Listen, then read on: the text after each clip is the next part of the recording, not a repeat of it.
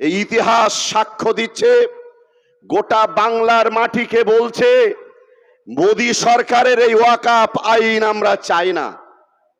আমরা জানি বিজেপি সরকার যখন থেকে কেন্দ্রের ক্ষমতায় মসনদে বসেছে, কখনো বা কাশ্মীরের ৭০ ধারা, কখনো বা ৩ তালাক, এহেন যত আইন পাশ করছে সম্পূর্ণ মুসলমান বিদ্বেষী আইন, যাতে মুসলমানরা এভাবে রাস্তায় নেমে আন্দোলন করে।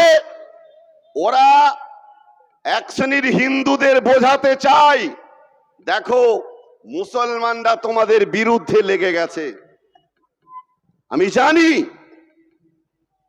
এই বিজেপি সাম্প্রদায়িক শক্তি, ইতিহাস সাক্ষ্য দিচ্ছে 1 ইঞ্চি পরিমাণ আরএসএস এদেশের মাটিতে স্বাধীনতা সংগ্রামে কিঞ্চিত পরিমাণ তাদের কোনো ভূমিকা নাই। আমি মনে করি এদেশে সংবিধান বিরোধী একটা সরকার মসনদে বসেছে। আমরা যদি মাথা ঠান্ডা না করি, মনে রাখুন চরম ভুলে আপনি পা দেবেন। মুসলমানদেরকে এই ওয়াকফ আইন সহ যত আইন প্রণয়ন হয়েছে, এর বিরুদ্ধে কঠিন থেকে কঠিন এর লড়াই যদি ত্বরান্বিত করতে হয়, আমাদের মাথা শান্ত রাখতে হবে। আমরা জানি মুর্শিদাবাদে যে ঘটনা ঘটেছে, এটা কোনো যারা করেছে আমি মনে করি তারা মুসলমান হতে পারে না। ইসলাম দাঙ্গা চায় না, ইসলাম দাঙ্গার পক্ষে নয়।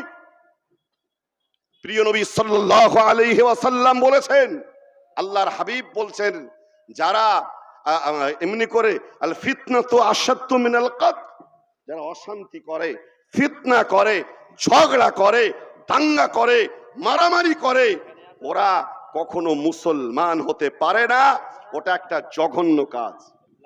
ফলে আমাদের আন্দোলন দীর্ঘ আন্দোলন হবে। আমাদের আন্দোলন, আমরা ইমাম সংগঠনের থেকে চিঠি করেছিলাম মাননীয় মুখ্যমন্ত্রীকে। আমরা পশ্চিমবঙ্গ সরকারের মুখ্যমন্ত্রীকে বলেছি, আপনার অবস্থানটা কি, আপনার বক্তব্যটা কি। তিনি চিঠির জবাবে মাননীয় ফিরহাদ হাকিমকে বলেছেন, আমি রাজ্যের সংখ্যালঘু ইমাম, মুয়াজ্জিন, বুদ্ধিজীবীদের ডেকে তাদের মাঝখানে আমার অবস্থান স্পষ্ট করতে চাই। আমরা জানতে চাই রাজ্যের মুখ্যমন্ত্রী কি বলতে চায়। উনি 16 তারিখে আমি সকালবেলায় মানে পার্ক সার্কাস হজ হাউসে মিটিং করে, ওখান থেকে প্রেস ক্লাব, কলকাতা প্রেস ক্লাবে মিটিং করে এখন এখানে আসছি। 16 তারিখে ডেট দিয়েছে, ইমাম, আলেম, উলামা, বুদ্ধিজীবীদের আপনাদের ডেকেছে। আমরা তানার কাছে জানতে চাইছি যে স্বাধীনতার পর থেকে পর্যন্ত হিন্দু মুসলিম কাঁধে কাঁধ মিলিয়ে গলায় গলা দিয়ে বসবাস করছি। একটা কেন্দ্রের সরকার আইন পাশ করতে চাইছে, আপনার বক্তব্যটা কি?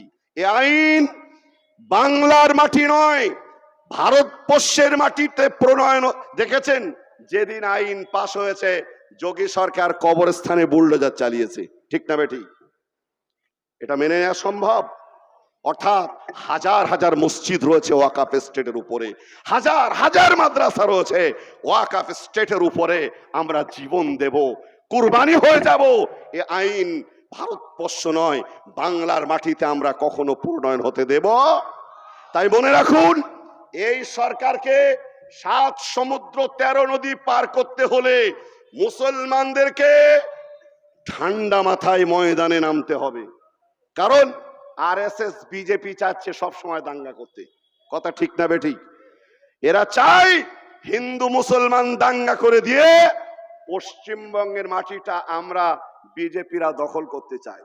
ওদের পাতা তৈরি ফাঁদে আমরা পা দেব? বলেন কখনো পা দেব? আপনি দেখুন, একটা আইন মুসলমানদের পক্ষে এসেছে, একটা আইন।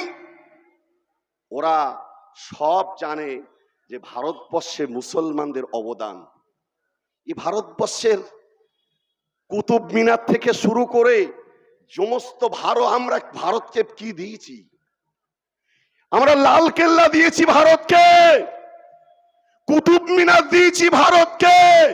ভারতের ঐতিহ্য আমাদের সাজানো। আজকে তারা আমাদের ঐতিহ্য নিয়ে বাহাদুরি করবে। আমি প্রেস ক্লাবে পরিষ্কার বলেছি, যারা প্রকৃতপক্ষে মুসলমান, অন্তর থেকে ধর্ম মানে, কখনো মুসলমানেরা হিন্দুর মন্দিরে হামলা করবে না। আমি আজকেই প্রেস ক্লাবে বলে এসেছি, সমস্ত মিডিয়াদের মাঝে, যারা প্রকৃত হিন্দু ধর্ম অন্তর থেকে মানে, কখনো মুসলমানদের মসজিদে হামলা করবে এটা কখনো সম্ভব নয়। মাঝখান থেকে যারা করছে তারা দুষ্কৃতী। তারা হিন্দু যদি করে ওরা মনে করে হিন্দুর শত্রু, মুসলমান যদি করে মুসলমানদের শত্রু। আজকে সেই মেদিনীপুরের একটা কি বলবো অশুভ শক্তি, সে বলছে আমরা মোল্লার বাচ্চা। আরে হ্যাঁ, ও তো সত্যি বলেছে।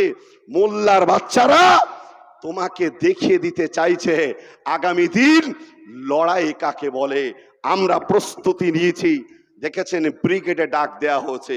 আপনাদেরকে বলছি, আগামী পরশুদিন আমরা শান্তিপূর্ণ মিছিল যদি করতে পারেন তাহলে বারাসাতে যাবেন।